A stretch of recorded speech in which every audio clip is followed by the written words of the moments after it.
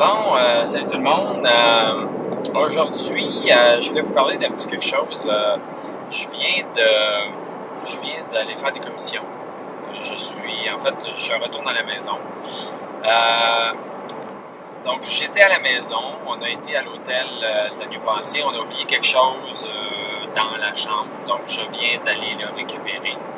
Puis, quand on s'est rendu compte qu'il fallait que je retourne à l'hôtel pour récupérer quelque chose, bien, ma première réaction était yes, je vais pouvoir faire un petit tour de voiture. Fait que tout ça pour dire que depuis que j'ai ma Focus électrique, je suis super heureux de faire plein de commissions. Ça ne me dérange pas de sortir 5 fois par jour pour aller chercher quelque chose à l'épicerie qu'on a oublié quand on y est allé pour la grosse épicerie. Puis ça, j'attribue ça à 2 facteurs à peu près.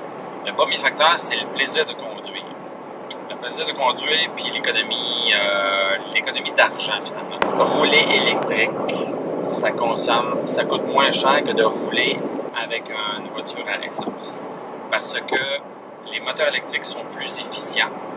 Donc, ils peuvent faire la même distance avec beaucoup moins d'énergie. Puis l'énergie électrique, surtout au Québec, ça coûte vraiment pas cher. Donc, à la fin de mon petit périple, je vais faire le calcul de combien ça m'a coûté en dollars la petite escapade que je suis en train de faire. L'autre aspect qui est un peu moins connu, c'est l'aspect du plaisir de conduire. J'en ai parlé un petit peu dans d'autres vidéos, mais c'est agréable de conduire une voiture électrique. Puis ça n'a pas besoin d'être une Tesla. C'est sûr qu'une Tesla, c'est plus agréable parce que tu as une accélération qui est encore plus franche. Mais en conduite de ville, même une Focus électrique qui a à peu près 150 chevaux et 180 livres-pieds de torque, là. Le torque, ça, c'est la poussée que l'on obtient quand on appuie sur l'accélérateur. Même conduire une Focus, c'est le fun. Même si c'est pas super puissant, puis pas mal moins puissant qu'une Tesla. Puis c'est encore plus vrai en ville, parce que quand on est sur l'autoroute et qu'on conduit à peu près n'importe quel véhicule sur l'autoroute, c'est à vitesse constante. Donc, on n'interagit pas vraiment avec le moteur.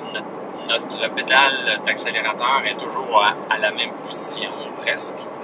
Donc, c'est comme si la voiture est très facile à conduire. On ne fait pas une grande interaction avec la voiture. Quand on est en ville, là, il y a beaucoup d'interaction avec le véhicule. On doit accélérer, on doit ralentir, accélérer, ralentir, etc. Donc, c'est vraiment en ville que l'on apprend, je trouve, à apprécier les véhicules électriques.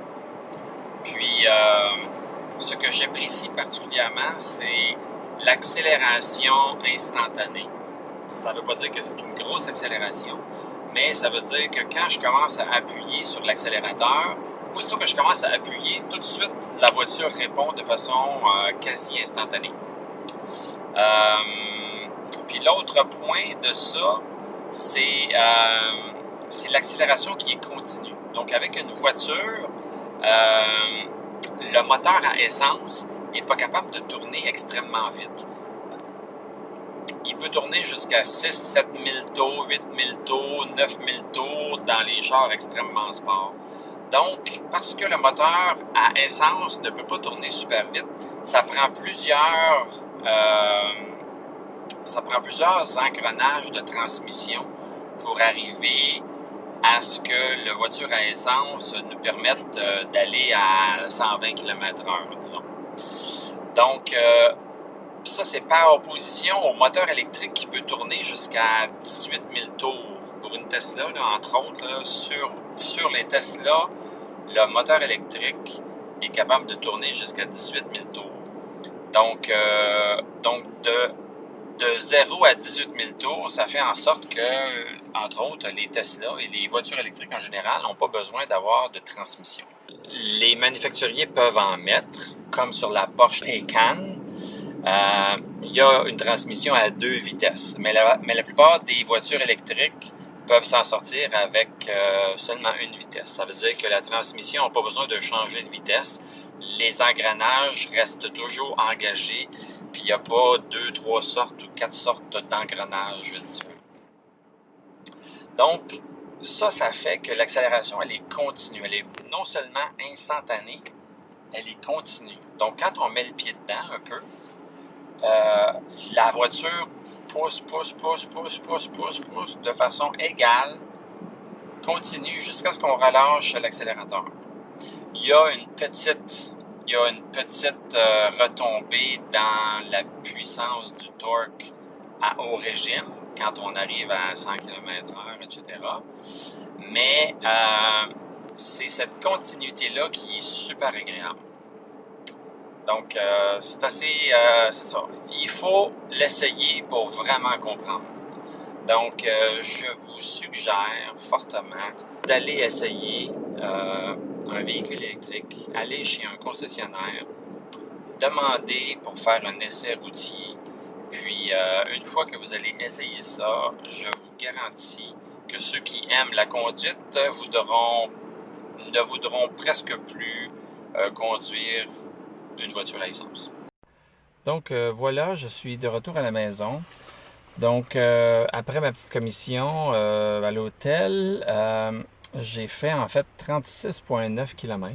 Fait que quand même, on demeure à l'extérieur un peu de la ville de Sherbrooke. Donc, quand on veut aller au centre-ville ou quand on veut aller dans l'ouest de la ville, on doit prendre l'autoroute, la 410. Donc, on peut faire de l'autoroute assez facilement à partir de où on est quand on va aller dans l'ouest.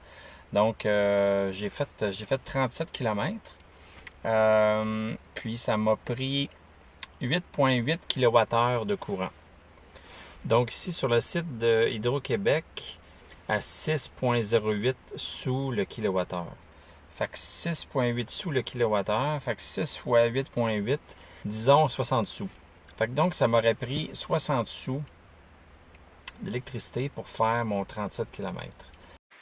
Puis maintenant, en faisant le calcul de combien ça m'aurait coûté avec une voiture à essence, fait que 36,9 km avec une consommation moyenne, disons, de 10 litres au 100 km. Pour faire une moyenne, ça m'aurait pris 3,69 litres, puis disons à 1$ du litre, ça m'aurait coûté 3,69. Donc 3,69 pour une voiture à essence versus le 54 sous pour une voiture électrique. Donc on voit que rouler électrique, surtout quand on recharge à la maison, c'est vraiment pas mal plus économique que rouler avec une voiture à essence.